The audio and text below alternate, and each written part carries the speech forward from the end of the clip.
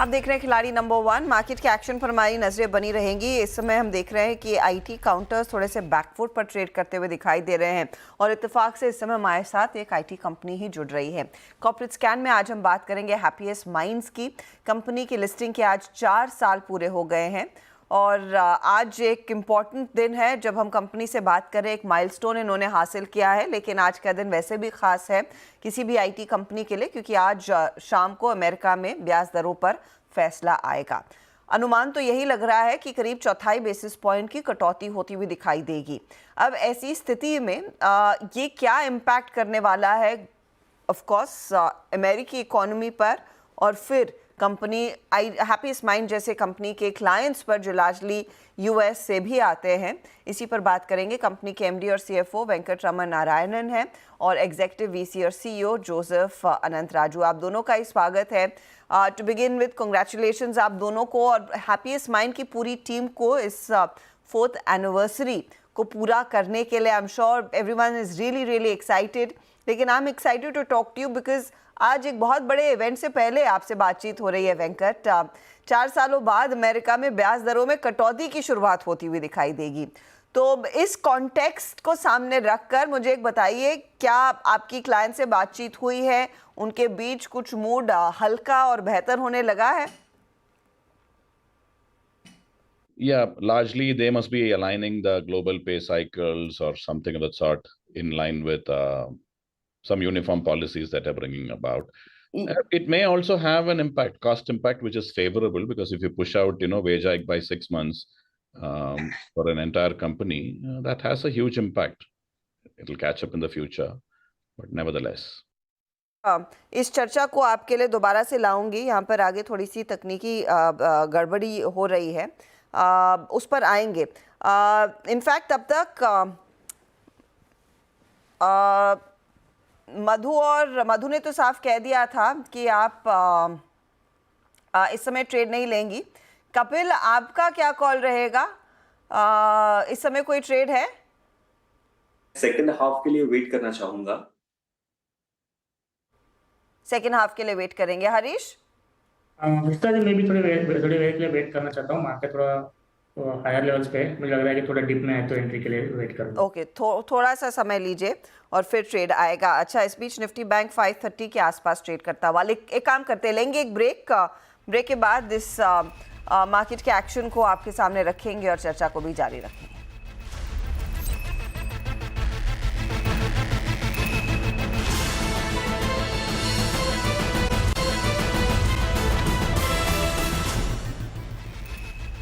Happiest mind के management से बात कर रहे हैं। ये इनफैक्ट चर्चा मैंने कुछ देर पहले की थी कंपनी के मैनेजमेंट से, और चर्चा की शुरुआत इसी मामले के साथ हुई कि स्पेशली इस समय एक ऐसे माहौल में हम उतर रहे हैं जब दरों में कटौती शुरू होने वाली है। ऐसे में वेंकट रमन साहब ने हमें यह बताया कि ओवरऑल एनवायरनमेंट कैसा दिख रहा है क्लाइंट्स के बीच। तो शुरू होने के पहले थैंक यू, धन्यवाद for giving us this opportunity. 3 years of listing, full financial year, इसमें हमारा रेवेन्यू का ग्रोथ रह चुका है 115% और EBITDA growth 96%. So if you look at it, a brief look into the past, our growth has been robust and stable. Now coming to the question at hand, which is looking at the demand outlook vis-a-vis the interest rate cut scenario. तो ऐसा है कि capital formation के लिए obviously you will have to have a favourable interest rate regime. जहाँ तक वो है, America has been having high rate situation for the last 1-2 years, and वैसे भी the capital formation on IT spend has been a little muted. So both have gone hand in hand. And it's been actually, if you look at it, 16 to 18 months of our customers staying a little away from new, fresh spends. But now with the capital rate cycle, changing, with hopefully from a technology spend, you can't stay for that long away from new technology spend. ये दोनों साथ साथ हो रहे हैं अभी. तो what we are expecting is a good Q3, Q4. Good Q3, Q4 is what you say, Venkat. Joseph, फिर ऐसी स्थिति में डील साइकिल की विजिबिलिटी अब बेहतर होने की गुंजाइश है, और रफली जब आप बातचीत करते हैं क्लाइंट से, किस तरह की डील्स लार्जली हो रही हैं?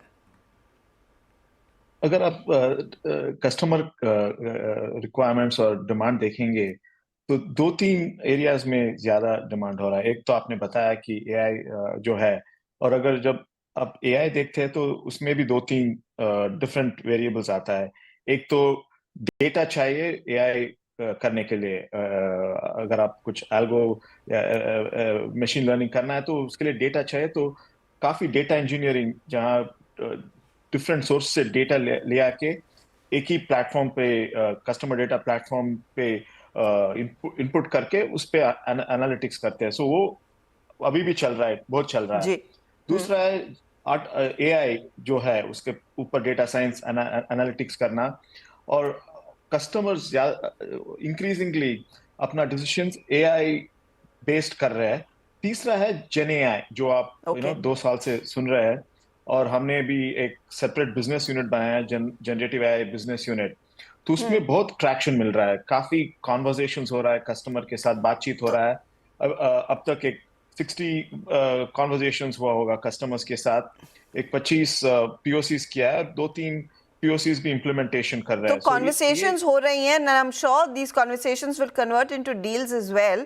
तो वेंकट, ऐसी स्थिति में जेन एआई की बात, एआई और ऑटोमेशन डील्स का जो जिक्र जोसेफ कर रहे हैं, ये कैसे रिफ्लेक्ट करने वाला आपके बिजनेस में? क्या यहाँ पर ज्यादा बेहतर मार्जिन आप एंजॉय कर पाएंगे? Are you confident of perhaps superseding your guidance? एक बात ध्यान में रखना चाहिए, जहां तक जेन एआई का वो बिजनेस यूनिट है, उसमें हमने 1.5 मिलियन एक क्वार्टर में इन्वेस्ट कर चुके हैं। तो we are in an investment phase उधर पे। It takes almost like 8 to 12 months और even 16 months for that to start paying back. जहां तक अभी वो नया बिजनेस यूनिट का सवाल है, उसमें अभी भी इन्वेस्टमेंट कर रहे हैं। हमारे 120 लोग जो उस यूनिट में हैं, वो अभी भी इन्वेस्टमेंट फेस है। उनका यूटिलाइजेशन बहुत कम है, 30-40%। They are still working on POCs and the convincing role is going on. So, but the other two aspects of Gen AI, which Joseph talked about, which is data analytics, platform engineering, and the like, there we are running at good utilization and good margins. So if you look at AI as a whole, it's been it's positive. And perhaps that's what's driving the confidence on most IT companies. Joseph, ये क्या फिर confidence pricing में भी reflect होने लगेगा, और या कितनी जल्दी रिफ्लेक्ट हो सकता है? मैं ये बोल सकता हूँ कि अभी इस क्वार्टर में हम ज्यादा दबाव नहीं डालेंगे प्राइसिंग पे। जो हमें मिल रहा है हम उसको सस्टेन करेंगे, क्योंकि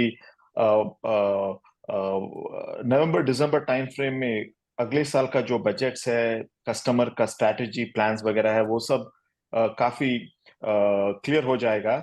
और तब तक 1 या 2 रेट कट्स हो जाएगा, और इलेक्शन का भी रिजल्ट्स, जो अनसर्टेनिटी है उसमें, वो भी क्लैरिफाई हो जाएगा नवंबर दिसंबर तक। तो मेरे ख्याल से अगले साल Q1 Q2 में तब देखेंगे हमारा प्राइसिंग स्ट्रैटेजी क्या है। और Q1 Q2 में होपफुली प्राइसिंग ज्यादा बेहतर होने के आसार है, इस समय नहीं, एटलीस्ट इस फिस्कल में नहीं। Good luck to you gentleman and congratulations on the milestone of turning 4 on the equity stock markets. चलिए, अब खिलाड़ी नंबर 1 का फटाफट से मैं अपडेट आपकी स्क्रीन पर लेकर आ रही हूँ। एक ही ट्रेड हमारे जानकारों ने दिया है। बंधन बैंक 230 टारगेट है, 206 का स्टॉप लॉस। ये मधु के पोर्टफोलियो का एक हिस्सा बना। अगला ट्रेड जो आया है वो इनफैक्ट कपिल का आया। IOL केमिकल्स, मधु करीब ½ % से ज़्यादा की कमाई कर रही हैं। अच्छा, हरीश ने M&M जोड़ा है, 3050 का target, 2730 stop loss. Algae equipment 700 का टारगेट है, 715 का स्टॉप लॉस है। रिटर्न्स की सिचुएशन में आपको एलगी तो ड्रैग कर रहा है। अब कपिल ने IOL केमिकल जोड़ा, 560 टारगेट एंड 500 का स्टॉप लॉस। दूसरा इन्होंने गोदरेज एग्रोवेट और VST टिलर्स को कैरी किया है आज के दिन। लेकर आते हैं यहाँ पर कौन सी सबसे ज़्यादा कमाई कर रहा है स्टॉक इनके लिए, वो है Godrej Agrovet, VST tillers drag करता हुआ। ओवरऑल रिटर्न्स की स्थिति अब क्या बन रही है वो आपकी स्क्रीन पर आ जाएगा। हमारे तीनों ही जानकारों के बीच का आज का मुकाबला, जहां पर मधु का स्टॉक सबसे ज़्यादा रिटर्न दे रहा है, तो वो आ गई है पॉजिटिव टेरिटरी में। हरीश अपने गेंस को लीड कर पा रहे हैं 4% से ज़्यादा के, 4.5% टू बी प्रिसाइज, -4.5% के रिटर्न्स है कपिल के। लेंगे एक ब्रेक, लौटेंगे तो फोकस रहेगा कमोडिटी मार्केट के एक्शन पर। नमस्कार।